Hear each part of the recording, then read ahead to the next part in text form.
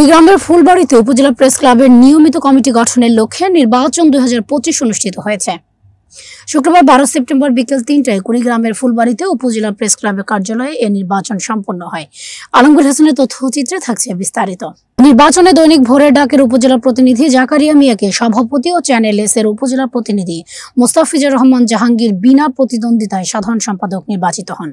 অনুষ্ঠানে প্রধান অতিথি হিসেবে উপস্থিত ছিলেন ফুলবাড়ী থানার অফিসার ইনচার্জ শওকত আলী সরকার। বিশেষ অতিথি হিসেবে উপস্থিত ছিলেন কুড়িগ্রাম জেলা প্রেস ক্লাবের সভাপতি সহকারী অধ্যাপক অনিরুদ্ধ রেজা, কুড়িগ্রাম জেলা BMSF এর সাধারণ সম্পাদক আলমগীর হোসেন, বাংলাদেশ জামায়াতে ইসলামী ফুলবাড়ী উপজেলা শাখার সেক্রেটারি মাওলানা মোহাম্মদ আব্দুর রহমান, সাবেক কমান্ডার বীর মুক্তিযোদ্ধা মুজিবুর রহমান, ফুলবাড়ী উপজেলা যুবদলের আহ্বায়ক আব্দুল খালেক, যুগ্ম আহ্বায়ক আরিফুল ইসলাম, ফুলবাড়ী সাংবাদিক ঐক্য পরিষদের সভাপতি SM বাবুল, সাধারণ সম্পাদক নাজমুল হাসান প্রমুখ।